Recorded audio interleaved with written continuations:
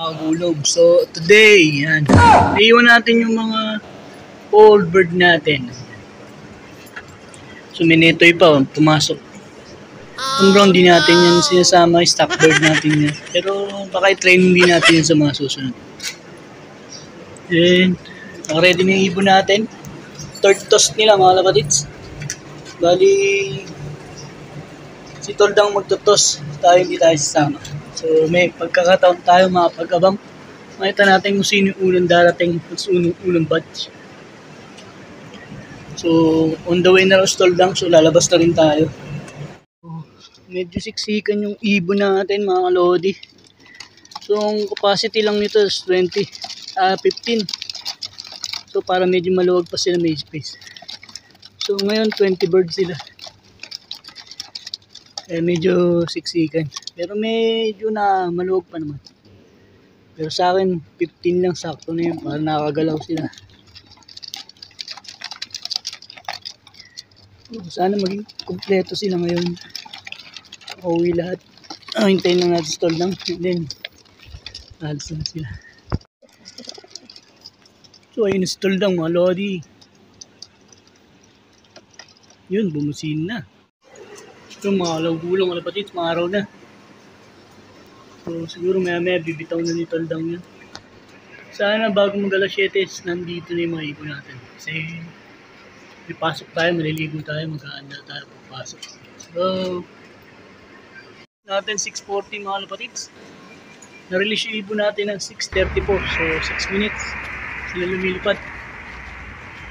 So, sana makauwi lahat yung ibon natin mga kapatids. So, 6:55 mga kapatids. Meron na akong nakitang umikot. 110 sila. Dami. So, na-release ng 6:34. Ayos.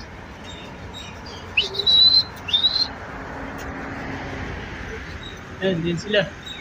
Pero kulang, dami pang kulang mga kapatids. Marami na iwan. Parang mga 7 lang sila, 8. So, may 12 pa tayo nawawala.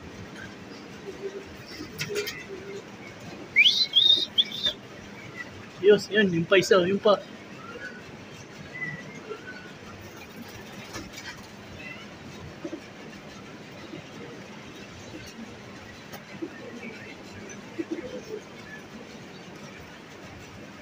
Yan, dito, nagdatingan na. Tayo lang natin silang pumasok para malaman natin kung sino yung kulang natin. Marami pang kulang. Hindi sila, taas.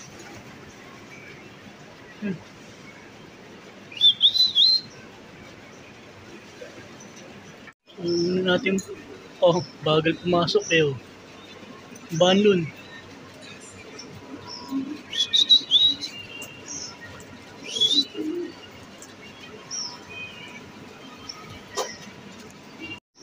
So, pumasok na yung 3.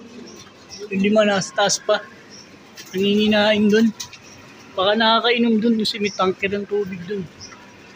Kaya di po bumababa. So, kulang pa tayo ng 12. Maliligo na ako. Update ko na lang ulit kayo pagtapos natin mag-prepare. Papasok tayo. May isa nasa sulok ko.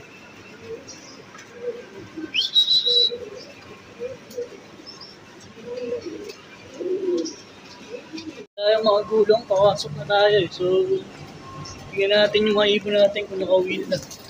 Yun, meron pang hindi pumapasok. So, 2 yung nasa labas. Yan yung pauwi natin sa loob. 2, 3, 4, 5, 6, 7, 8, 9, 10, 8, 9, 10, 11, 12, 13, 14, 15. So, kulang pa tayo ng 5 mga kapatids. So, 15 pa lang sila lahat dito. Kay Toldang, andito yung anak ni Falcon. Tsaka nung anak nung kay Tol JB. Ang wala niya ulit is wala ulit yung nalit niya nung nakaraan na blue bar. Medyo yung anak niya peke. Medyo lagi late siya sa pag-uwi. And yung Grisel uli na nahuli nung nakaraan, yung silang dalawa. Tapos, yung bata natin na slate. Abandon, mag-nestmate sila, wala. Tatlo. And, sino pa yung kulang natin?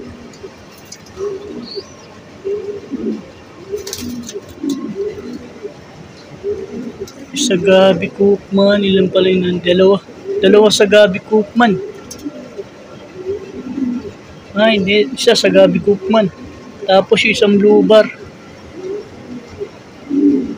Nalahi ng Muller.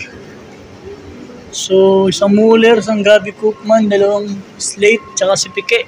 So, 5 yung kulang natin, mga lodi. So, oras natin is 7:20. So, maghintay pa tayo ng mga 10 minutes pa. Then, papasok na tayo. Kaya pa pumasok ng dalawa. Hindi natin alam kung nandun na sila. Pero, yung pa isa. Ayun. So, 4 na lang yung kulang natin. Umiinom pala ng tubig dun. So, 4 na lang yung kulang natin, mga lodi. Sana makauwi pa sila. Maaga pa naman eh.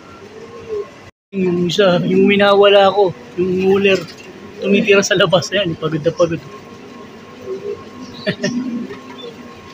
Winawala ko kasi matigas ang ulo. Sa labas na tutulog. Makauwi naman siya.